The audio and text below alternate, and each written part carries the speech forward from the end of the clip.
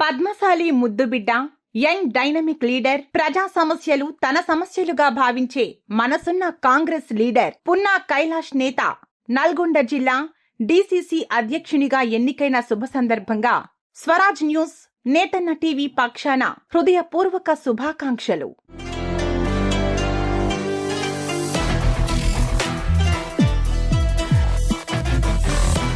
నమస్తే, welcome to Swaraj news.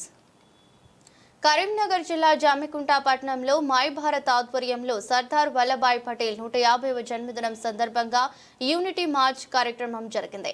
Unity March సందర్భంగా పట్టణంలో ప్రభుత్వ డిగ్రీ కళాశాల నుండి అంబేద్కర్ చౌరస్తా వరకు ర్యాలీ నిర్వహించారు. ర్యాలీలో భారీ సంఖ్యలో పాల్గొన్న విద్యార్థులు, పోలీసులు, బీజేపీ నాయకులు పాల్గొన్నారు.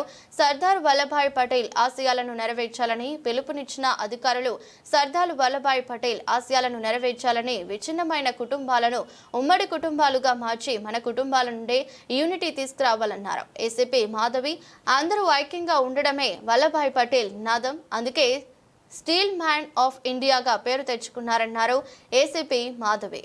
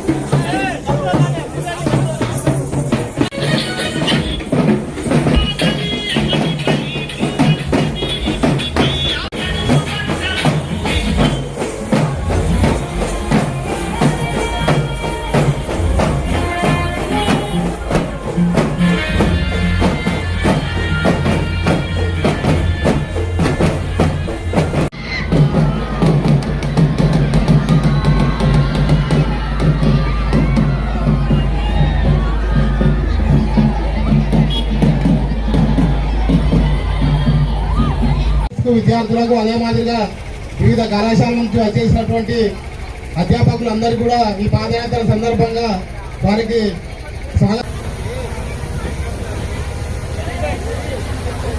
స్వాగతాన్ని కె నాగలక్ష్మి గారు జూనియర్ కళాశాల నుంచి ఇవ్వాల్సిందిగా ఆహ్వానిస్తున్నారు. రైట్ హ్యాండ్ ముందు పెట్టాలి, కొద్ది గ్యాప్ తీసుకోండి. మీ రైట్ హ్యాండ్ ముందు పెట్టాలి.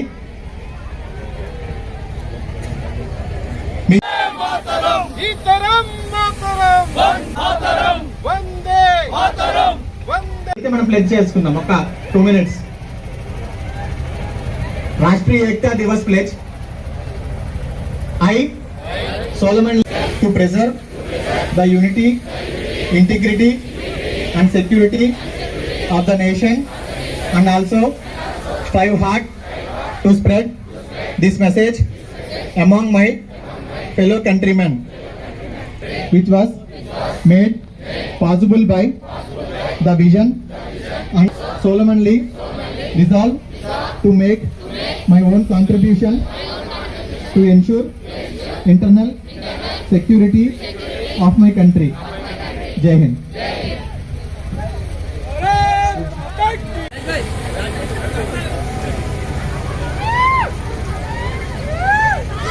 ఆహ్వానిస్తున్నాము.